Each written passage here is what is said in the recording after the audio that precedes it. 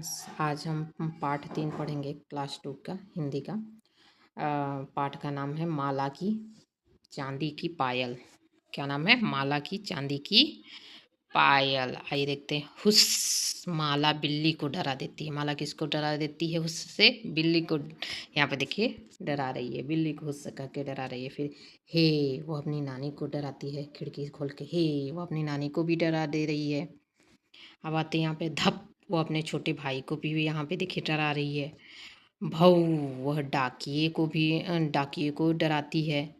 फिर यहाँ पे देखिए एक दिन माला की माँ ने उसे एक छोटी सी डिब्बी दी। और माला, यह तुम्हारे लिए है, वे बोली। वो डिब्बी दी और बोली कि माला तुम्हारे लिए है। माला ने जल्दी से डिब्बी खोली, उसमें जिसमें उसे मिली नीले कागज में लिपटी प्यारी सी चांदी की पायल। उसकी माँ ने क्या दिया? एक प्यारी सी चांदी की पायल दिया। हाँ, उन्हें पहनकर वह पूरे घर में घूमने लगी।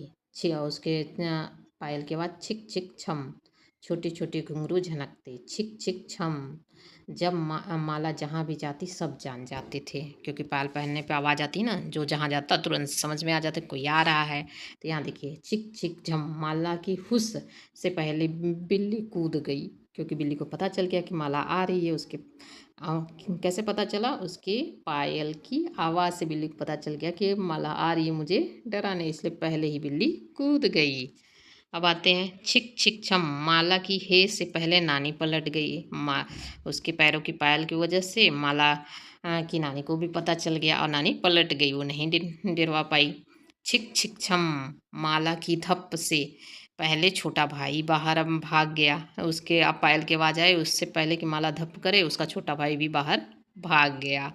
और फिर छिक छिक छम, माला की बहू से पहले डाकिया भी निकल गया। छिक छिक करते हुए कि पता चल गया कि माला आ रही है, कि बहू करेगी, तो उससे पहले डाकिया भी निकल गया उसके पायल के।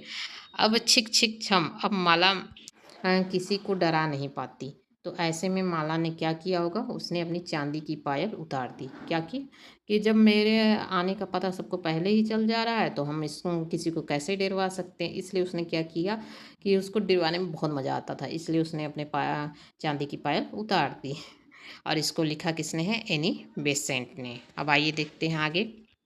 बातचीत के लिए बाज के माला सभी को क्यों डराती होगी? माला सभी को क्यों डराती हो? क्योंकि उसे डराने में मज़ा आता था। डराने में क्या आता था? डराने में उसे मज़ा आता था। क्योंकि आप लोग भी कम डरवाते होंगे ना, मम्मी कोई काम करे हू करके डरवाते होंगे, तो इसी तरह माला को भी मज़ा आता। दूसरा है, माला से सभी क्यों डर जाते होंगे? क्योंकि वह अचानक आती थी। अचानक आके कोई हू करेगा तो सभी लोग डर जाएंगे। अचानक आने पर ही वह अचानक हू करने पर सभी डर जाते हैं।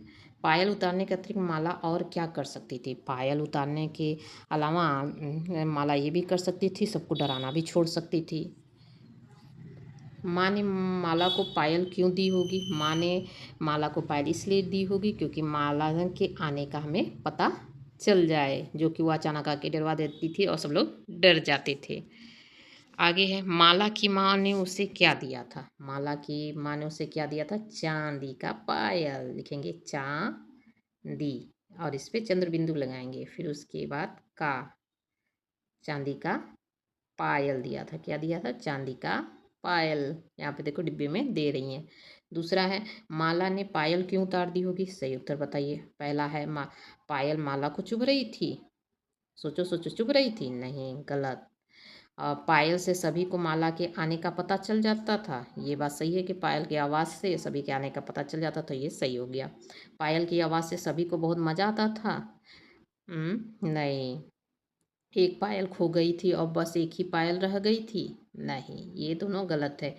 माला ने पायल क्यों उतार दी है? तो पायल से सभी को माला के आने का पता चल जाता था, इसलिए माला ने उस पायल को उतार दिया। अब आते हैं यहाँ पे, इन ध्वनियों को सुनिए और उन्हें शब्दों में लिखने का प्रयास करिए। घंटी की ध्वनि क्या होती है? यहाँ पे लिखा है घंटी की ध्वनि क्या होती है? तो घंटी की ध्वनि टन टन। अब दूसरा है, पायल की ध्वनि कैसे होती है? तो छन छन होती है। क्या होती है? छन छन। और शंख की ध्वनि कैसी होती है? तो पू होती है ना, पू। और डमरू की ध्वनि क्या होती है? डम डम। डमरू की ध्वनि क्या होती है? डम डम। ये हो गया हमारे इनकी ध्वनियाँ। अब आगे चलते हैं। माला किस किस को डरा रही थी? अब उसमें था कि माला पहले किस किस को डरा रही थी। तो माला दादी को भी डराई थी, अपने भाई को भी डराई थी, और बिल्ली को भी डराई थी। बिल्ली को भी डराई थी, फिर डाकिया को डराई थी ना। इतने लोगों को माला डरा रही थी। अब आगे देखते हैं। विराम चिन्ह का सही प्रयोग करते हुए नीचे दिए गए वाक्यों को अपनी कॉपी में लिखिए। कॉपी में लिखना है और विराम चिन्ह लगाना है। यहाँ पे देखिए, क्या माला को नई पायल मिली? यहाँ पे क्या, कौन, कैसे शब्द आए तो वहाँ क्वेश्चन मार्क लगता है, प्रश्नवाचक चिन्ह। क्या लगेगा? प्रश्नवाचक चिन्ह लगेगा। तो यहाँ पे क्या माला को कोई नई पायल मिली थी, तो ये प्रश्न है, तो यहाँ पे प्रश्नवाचक चिन्ह। माला पायल पहनकर पूरे घर में घूमने लगी थी। लगी, ये बात सही है। तो यहाँ पे ये हमारा उत्तर हो गया। तो उत्तर के लिए हम पूर्ण विराम का चिन्ह लगाते हैं। पूर्ण विराम मतलब एक खड़ी पाई। अब आगे आते हैं। माला की चांदी की पायल खो गई है। अक्षरों को जोड़कर माला की चांदी की पायल बनाइए और रेखा खींचकर शब्दों को जोड़िए। यहाँ पे माला की चांदी यहाँ पे माला की चांदी की पायल को हमें अक्षरों को जोड़ना है। फिलहाल यहाँ तो देखिए, म से माला हो गया। यहाँ पे माला के बाद क्या है? की। अब कहाँ पे की है? ढूंढिए ढूंढिए, कहाँ पे की है? तो यहाँ पे हमारा की है, माला की। और फिर उसके बाद चांदी की पायल, तो चांदी है। तो चा कहाँ लिखा हुआ है? च पे चंद्रबिंदी यहाँ पे है। तो हम इसको यहाँ पे लाएंगे, मिला देंगे। और द कहाँ है? दी। तो डी हमारा यहाँ पर है। हम अब इसको सर्कल बनाएंगे, हो जाएगा चांदी। और चांदी, फिर की पायल, चांदी की पायल। तो चांदी की कहाँ है? तो की हमारा ये है, चांदी की। और फिर उसके बाद पायल की हो गया। अब यहाँ पे पायल चलते हैं। तो पा कहाँ लिखा है? तो पा हमारा यहाँ लिखा है। तो हम पायल पर इसको पा बन गया। और यह कहाँ है?